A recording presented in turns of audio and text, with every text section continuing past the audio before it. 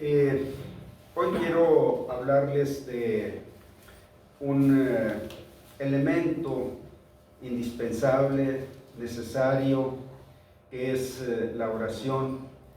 La semana pasada estuvimos tocando algunos puntos acerca de la oración, que en Juan 15:7 nos dio dos pautas muy importantes que debemos tomar en cuenta para la oración.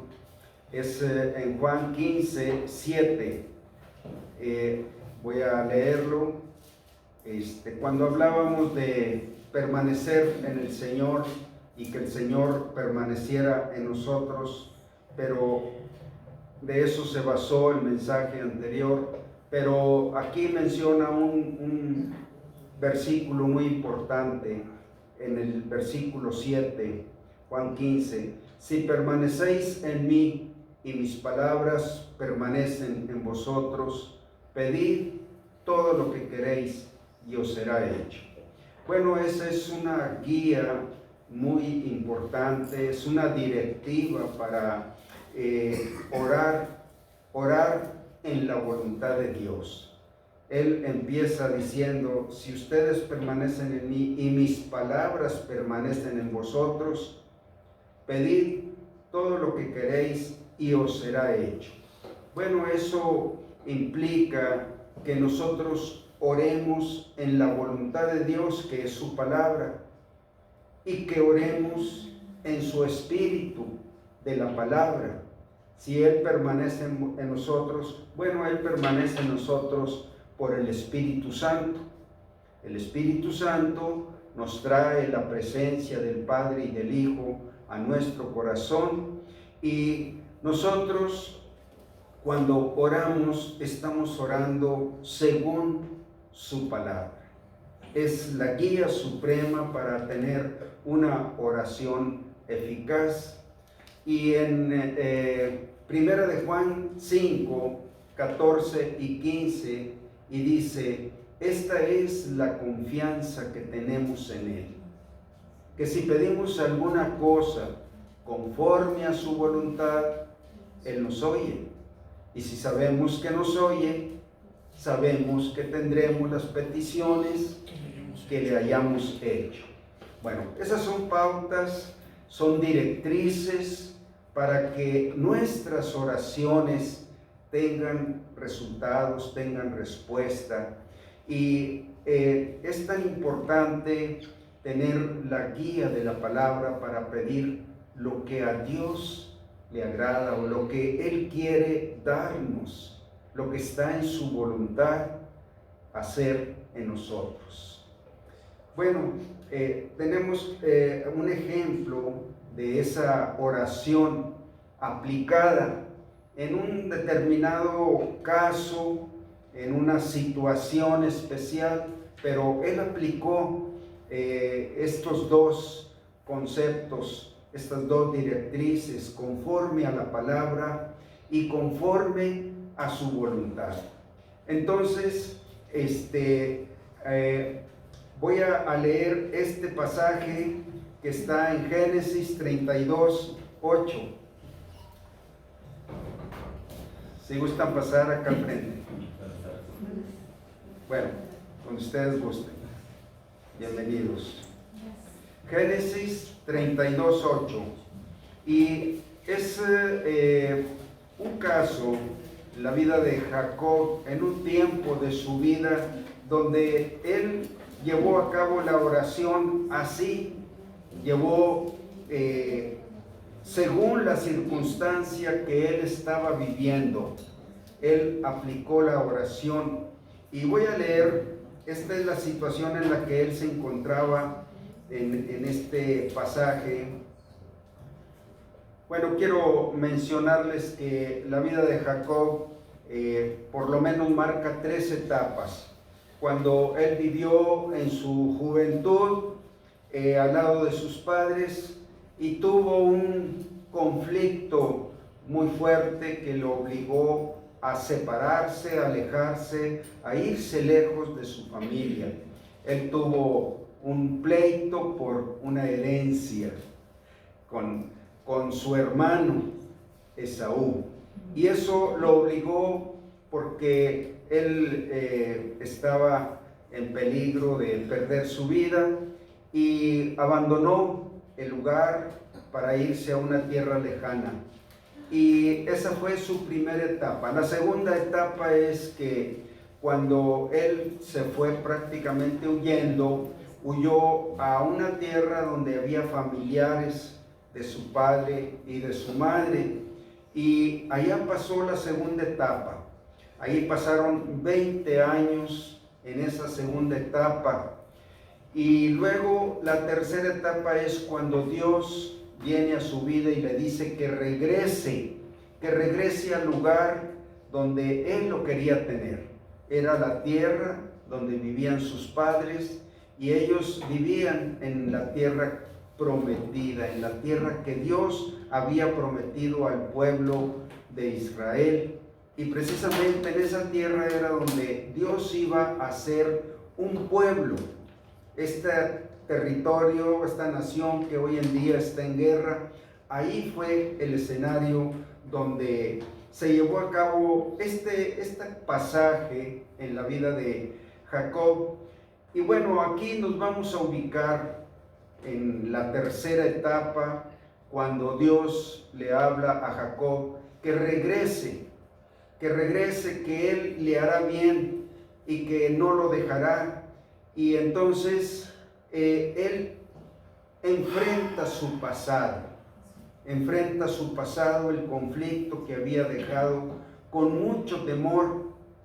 Y bueno, aquí lo que queremos aprender es cómo él aplicó una oración correcta, una oración eficaz y que nos sirve a nosotros como ejemplo en determinadas situaciones para seguir y estar en el lugar donde Dios nos quiere tener.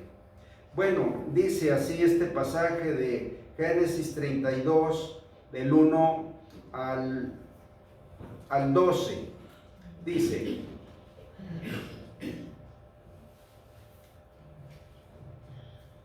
Jacob siguió su camino y le salieron al encuentro ángeles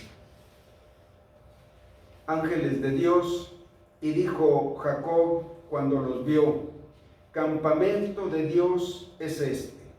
Y llamó el nombre de aquel lugar Mahanaim. Y envió Jacob mensajeros delante de sí a Esaú su hermano, a la tierra de Seir, campo de Edom, y les mandó diciendo: así diréis a mi señor Esaú, así dice tu siervo Jacob. Desde aquí notemos la posición. Bueno, en un sentido Jacob había obrado muy mal con su hermano Esaú, de tal manera que provocó la ira al grado de querer asesinarlo.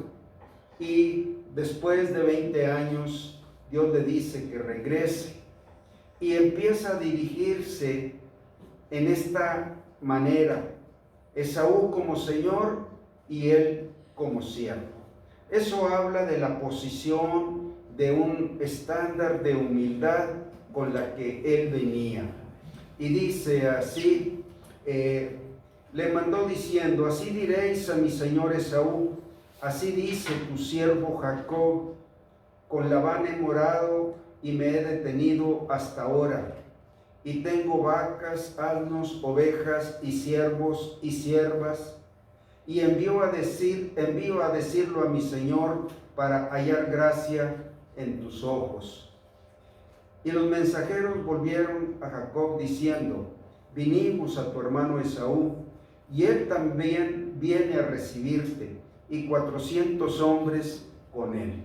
Bueno, esta respuesta no necesitaba tantos hombres para venirlo a recibir. Más bien le hizo pensar que venía pues a destruirlo.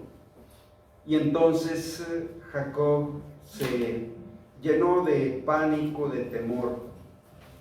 Entonces Jacob tuvo gran temor. Y esta es la situación.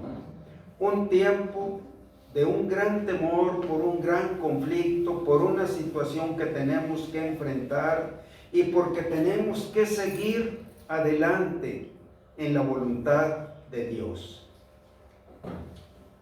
Y dijo: si viene Esaú contra mí con un campamento y lo ataca, no leí esta parte. Entonces Jacob tuvo gran temor y se angustió y distribuyó el pueblo que tenía consigo, y las ovejas y las vacas y los camellos en 2 campamentos. Y dijo: si viene Esaú contra un campamento y lo ataca, el otro campamento escapará. Bueno, estas son las estrategias humanas. Eso es una manera de tratar de enfrentar una situación, pero con nuestra propia sabiduría, nuestra propia estrategia. Nosotros planeamos cómo enfrentar un gran problema, pero nos vamos a dar cuenta que ninguna estrategia tiene efecto si no oramos. Realmente Dios es el que va a enfrentar nuestros problemas, nuestros fracasos, nuestros adversarios. Y dice, menor soy que todas las misericordias. Discúlpenme. Y dijo: si viene Esaú contra un campamento y lo ataca, el otro campamento escapará. Y dijo Jacob: Dios de mi padre Abraham. Este es el momento de ubicarnos bien. Cuando en medio de nuestro conflicto hacemos nuestras luchas o nuestras maneras o nuestras estrategias a un lado y nos ubicamos delante de Dios. Y dijo Jacob: Dios de mi padre Abraham y Dios de mi padre Isaac, Jehová que me dijiste: vuélvete a tu tierra y a tu parentela, y yo te haré bien. Bueno, él se dirige a Dios como un Dios con el cual él tiene una relación. Primero menciona: tú eres el Dios de mis padres, pero también tú eres el Dios que me dijo que me regresara. Y es muy importante orar a Dios como alguien con quien tenemos una relación personal. Tu sentir debe dirigirse a Dios como alguien, no algo impersonal, algo lejano o algo imaginario o algo tan grande que está ahí en el espacio, sino un Dios personal que te conoce y que tú lo conoces, y que tienes la certeza de que tú tienes una relación personal con Él. Desde ahí tú estás haciendo tu problema personal, haciéndolo una petición con Dios. Y me gusta como dice: y dijo Jacob: Dios de mi padre Abraham y Dios de mi padre Isaac, Jehová que me dijiste: vuélvete a tu tierra y a tu parentela, y yo te haré bien. Bueno, aquí está usando: mis palabras permanecen en vosotros. Él está usando la palabra que Dios le había dicho. Menor soy que todas las misericordias y que toda la verdad que has usado para con tu siervo, pues con mi cayado pasé este Jordán, y ahora estoy sobre 2 campamentos. Bueno, él está despojándose de cualquier mérito o capacidad. Dice, cuando él dice: menor soy que todas las misericordias que tú has tenido, menos que nada realmente. Líbrame ahora de la mano de mi hermano, de la mano de Esaú, porque le temo. No venga acaso y me hiera la madre con los hijos. Y tú has dicho: yo te haré bien. Otra vez, tú me has dicho. Eso es tu palabra. Y nosotros tenemos que dirigirnos a Dios así, con lo que Él me ha dicho a mí. Quizás Él dice, pero es más personal tu oración cuando tú dices: tú me has dicho. y tú has dicho, yo te haré bien, y tu descendencia será como la arena del mar, que no se puede contar por la multitud. Esta era una promesa, y de hecho el plan de Dios es que de Jacob, que después se llamó Israel, él tenía aquí 12 hijos y una hija. Bueno, de esa descendencia Dios iba a formar un pueblo. Y Dios tenía un plan específico y se lo había explicado, hecho conocer a Jacob. Le había dicho a Abraham, le había dicho a su padre Isaac y ahora a Jacob, que era el nieto, este es mi plan para ti. Vuélvete a tu tierra, haré de ti una nación grande que será como la arena del mar, como las estrellas del cielo. Y él está emproblemado aquí con un conflicto y su hermano que viene a recibirle y Dios que le dijo, ve al lugar donde yo voy a hacer de ti esa descendencia. Bueno, nosotros oímos planes que Dios tiene para nosotros. Aquí habían pasado 20 años desde que él salió huyendo con él.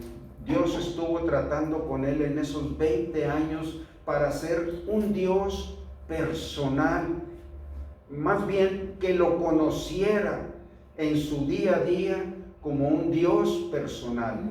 En la situación que él le tocó vivir fuera de su tierra, nosotros podemos leer desde el capítulo 28 hasta el 32 todas las penurias que él pasó hasta llegar el momento que Dios le dijo, regresa. Bueno, entonces Dios en ese tiempo o le dio el tiempo suficiente para que pasara de ser un Dios de sus padres nada más a ser un Dios personal. Sus padres habían creído, pero ahora él en su vida diaria y en el plan que Dios tenía para él, tenía que conocerlo en forma personal. Esa es la situación de cada uno de nosotros. Dios nos hace conocer sus planes, sus propósitos, y esos 20 años son figurativos porque unos necesitamos más tiempo, otros menos tiempo.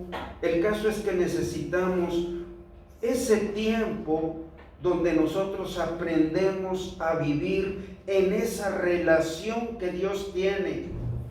Mientras no aprendamos estuvimos hablando en el mensaje pasado sobre ese aspecto de vivir una relación personal para que venga fruto.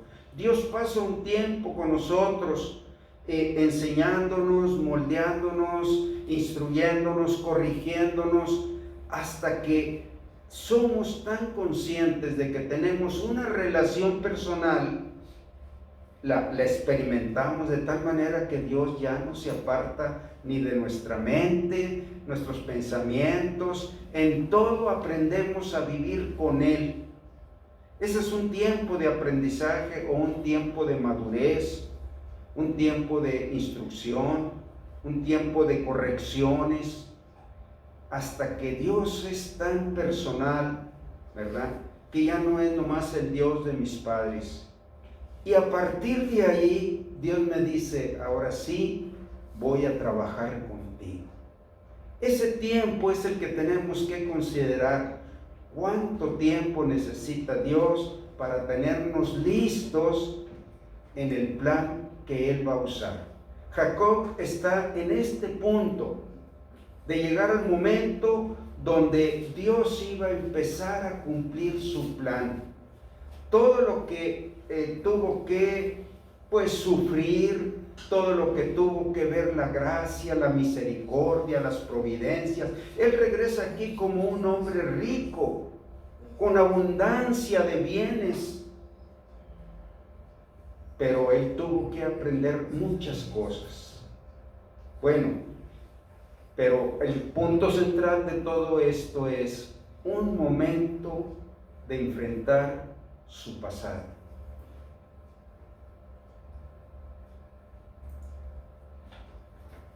El regreso de Jacob a Canaán. Canaán es la tierra prometida. Allí había vivido Abraham, el abuelo de Jacob, Isaac, el padre de Jacob, y allí vivía su familia. De ahí salió huyendo, siendo soltero, un joven.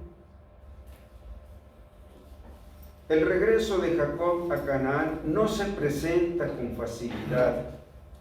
Además de la distancia y el peligro de hostilidades de pobladores locales, Jacob tenía que encontrarse con Esaú, de quien había huido 20 años antes. Esta situación complicaba la posibilidad de que Jacob llegara a Canaán y ponía en serio peligro la sobrevivencia de su familia. Pero una vez más, Dios permite que su propósito se cumpla. O sea, Dios no quitó los ojos nunca de Jacob.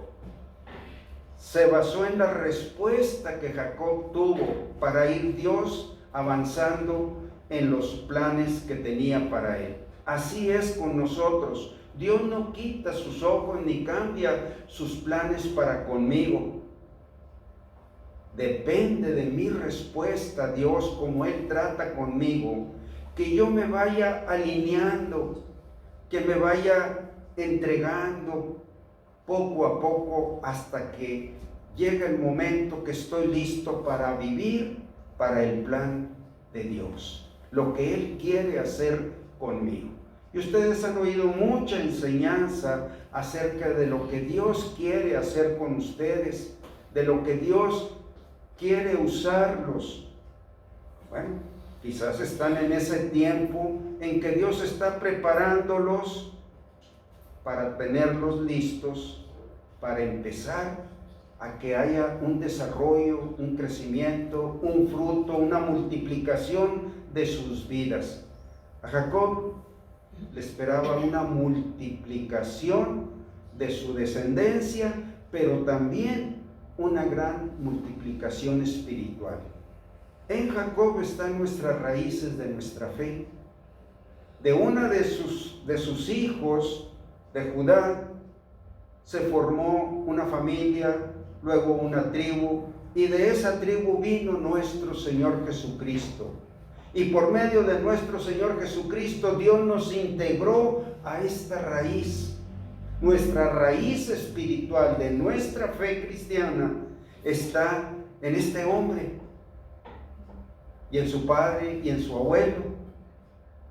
Bueno, Dios tenía un plan de multiplicación espiritual para él, y además una multiplicación de una descendencia terrenal, que son todos los judíos terrenales, aunque no todos los judíos aceptaron a Cristo o aceptan a Cristo. Entonces hay esas dos corrientes, la terrenal y la espiritual. Y nosotros hemos entrado a través de Cristo en esa misma descendencia espiritual. Bueno, este era el plan que Dios tenía para Jacob. Era tan importante ese momento donde él se entrega para que Dios haga su voluntad en él. Los ángeles de Dios se aparecieron a Jacob para darle ánimo con la seguridad de la protección divina. Cuando Dios somete a su pueblo a grandes pruebas, los prepara por medio de grandes fortalezas en su palabra. Bueno, los ángeles, nosotros no somos conscientes cuánto nos ayudan, ni nos damos cuenta, ni los vemos, pero lo que Dios usa es su palabra. Mientras Jacob, a quien pertenecía la promesa, estuvo trabajando con ardor, Esaú había llegado a ser un príncipe. De hecho, Edom es una nación, un territorio muy grande, que son descendientes de Esaú, hermano de Jacob. Jacob mandó un mensaje demostrando que no insistía en la primogenitura. Esto había sido la raíz del conflicto. Un usurpador usurpó un lugar que no era de él. Bueno, eso no lo quiero tocar ahorita, pero a eso se refiere. La mansedumbre hará cesar las grandes ofensas. Bueno, esto, por decir, Jacob se bajó de toda pretensión, de toda ambición, y se ubicó de una manera manso y humilde, para con Dios y para con Esaú también. Bueno, esa es una condición que Dios nos prepara, ser mansos y humildes de corazón. Manso es que Él te puede guiar como Él quiere. Y humilde es que tú te sometes como un siervo. Y el Señor dijo: aprendan de mí, que soy manso y humilde de corazón. Él hizo toda la voluntad de Dios al venir a este mundo.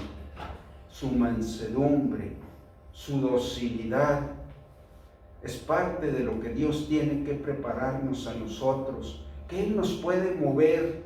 Estate aquí todo el tiempo que yo te diga, ahora muévete allá, regresa, das un giro, Él te va moviendo, como estaba moviendo a Jacob desde la tierra. Tú me dijiste, vuélvete a tu tierra, tú me has dicho, y Él se va moviendo con esa mansedumbre. Dios no puede hacer sus cosas en nosotros si no nos despojamos de nosotros mismos, de nuestros méritos, de nuestros derechos.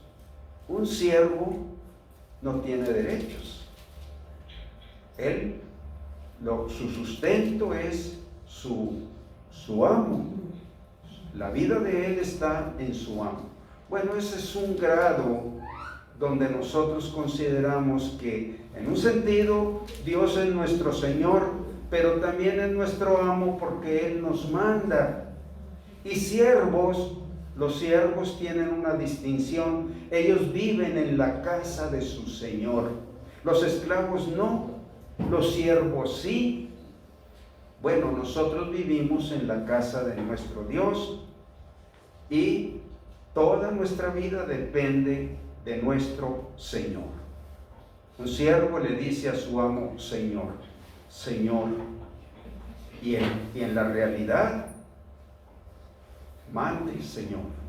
Bien, entonces dice: no debemos negarnos a hablar con respeto aún a quienes están enojados injustamente con nosotros.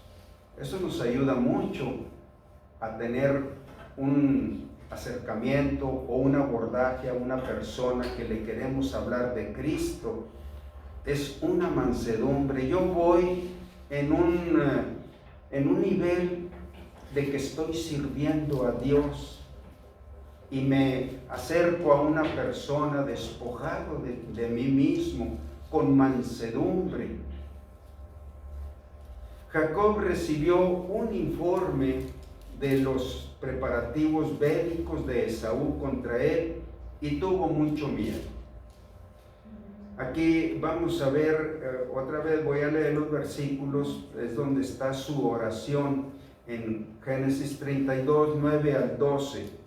Y dijo Jacob: Dios de mi padre Abraham y Dios de mi padre Isaac, Jehová que me dijiste, vuélvete a tu tierra y a tu parentela, y yo te haré bien. Él está usando la promesa. Tú me dijiste. Y se dirige a él como un Dios personal. Menor soy que todas las misericordias y que toda la verdad que has usado para con tu siervo, pues con mi cayado pasé este Jordán y ahora estoy sobre 2 campamentos. Líbrame ahora de la mano de mi hermano, de la mano de Esaú, porque le temo. No venga caso y me hiera la madre con los hijos. Y tú has dicho: yo te haré bien. y tu descendencia será como la arena del mar, que no se puede contar por la multitud. Hacemos una pausa aquí, por favor. Vamos a